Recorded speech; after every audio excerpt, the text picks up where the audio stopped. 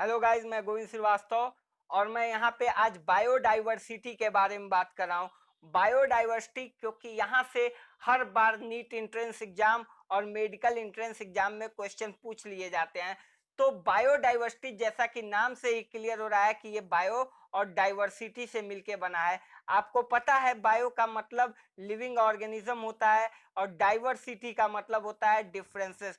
तो किसी एरिया या इस पूरे वर्ल्ड में पाए जाने वाले जितने भी जीव जंतु हैं वो किसी न किसी आधार पे एक दूसरे से विभिन्नता रखते होंगे, एक दूसरे से डिफरेंस रखते होंगे। इसे ही हम बायोडाइवर्सिटी कहते हैं।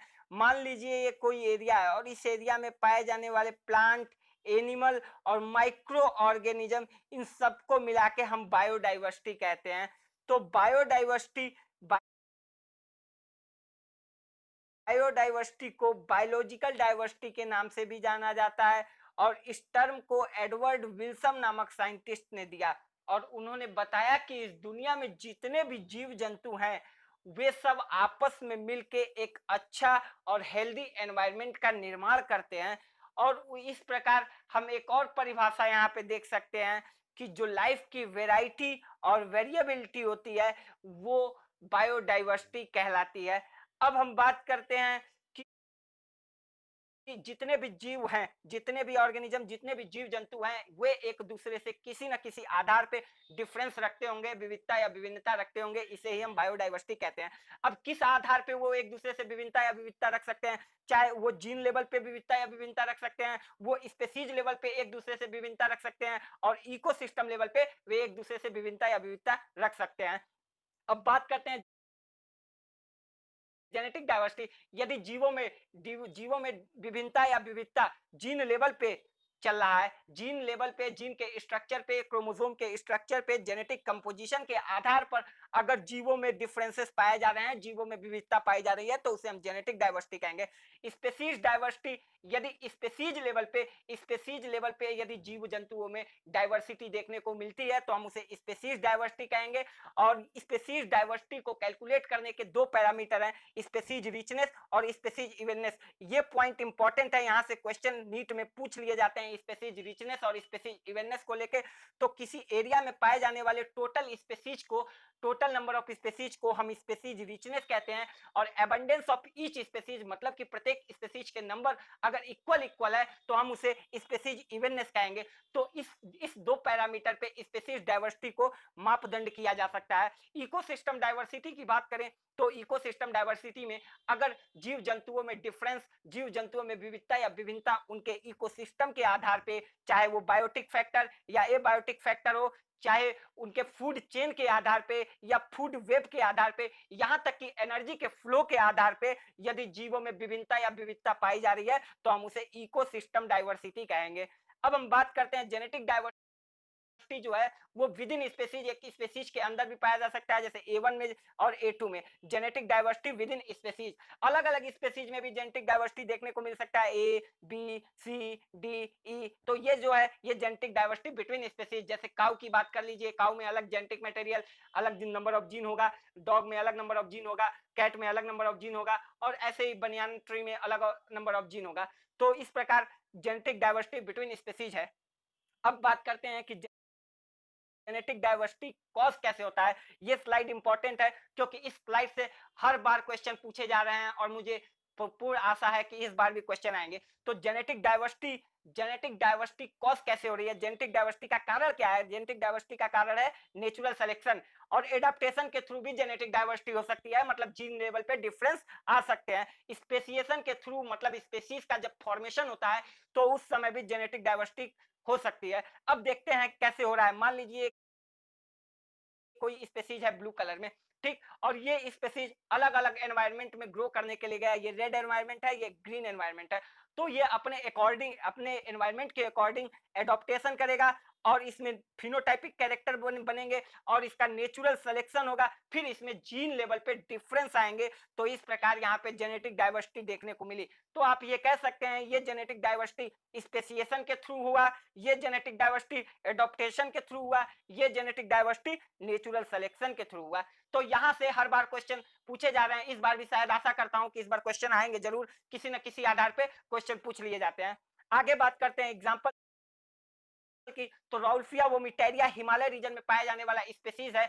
इसमें इसके केमिकल रेसरपीन में जो कंसंट्रेशन के आधार पे कंसंट्रेशन को व्यक्त करने के लिए यहाँ पे डाइवर्सिटी देखने को मिलती है, स्पीसीज डाइवर्सिटी देखने को मिलती है। 5000 ऐसे स्पीसीज हैं, चावल के 5000 ऐसे स्पीसीज हैं जो कि जेनेटिक डाइवर्सिटी शो करते हैं, और 1000 मैंगो के ऐसे स्पीसीज हैं जो कि जेनेटिक डाइवर्सिटी शो करते हैं।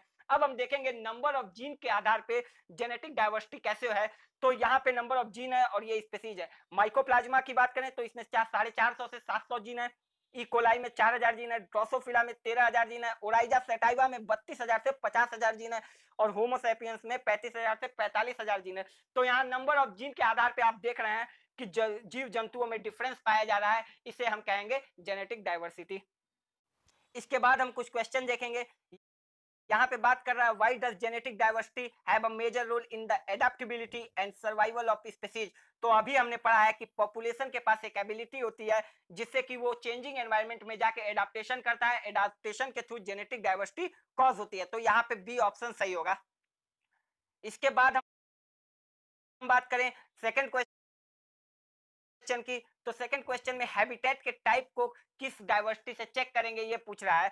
तो जेनेटिक डाइवर्सिटी से नहीं होगा क्योंकि जीन लेवल पे यहाँ पे कोई भी बात नहीं हो रही है। स्पीसीज डाइवर्सिटी से नहीं होगा क्योंकि स्पीसीज रिचनेस की बात यहाँ नहीं की गई है। बायोडाइवर्सिटी एग्जैक्ट सही आंसर नहीं होगा क्योंकि बायोडाइवर्सिटी में सभी डाइवर्सिटी आ जाते हैं।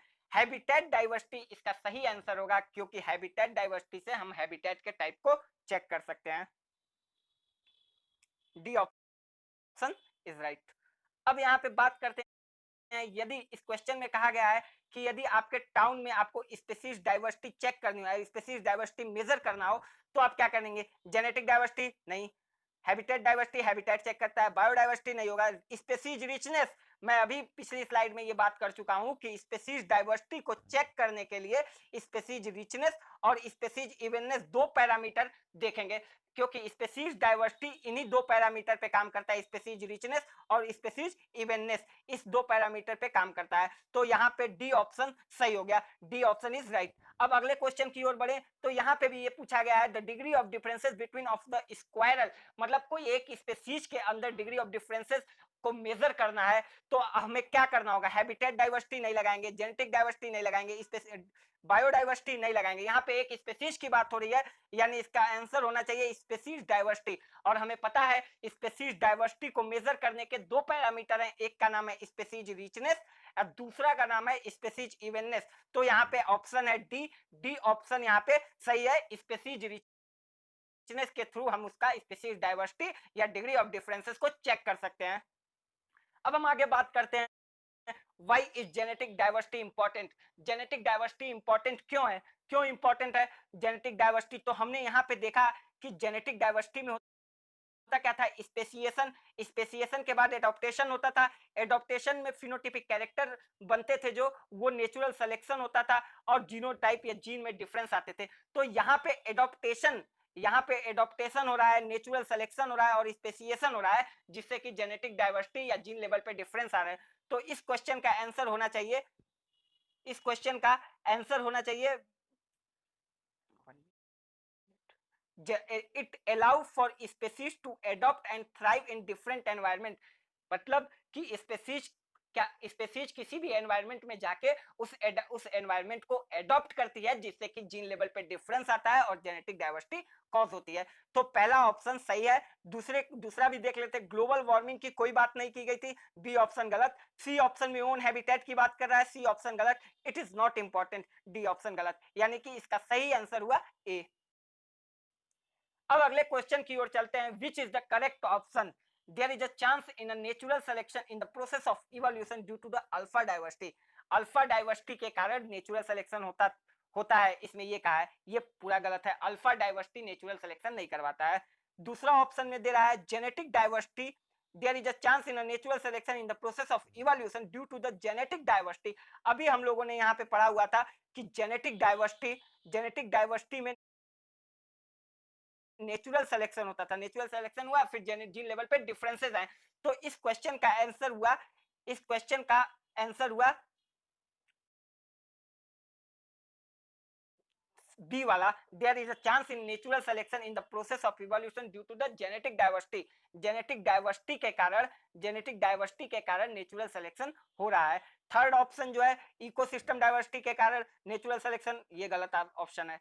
डी ऑप्शन है कम्युनिटी डाइवर्सिटी के कारण नेचुरल सिलेक्शन, ये भी गलत है। तो बी ऑप्शन यहाँ पे सही होगा, there is a chance in natural selection in the process of evolution due to the genetic diversity. तो बी ऑप्शन यहाँ पे करेक्ट हुआ। Okay, thank you guys, thank you so much.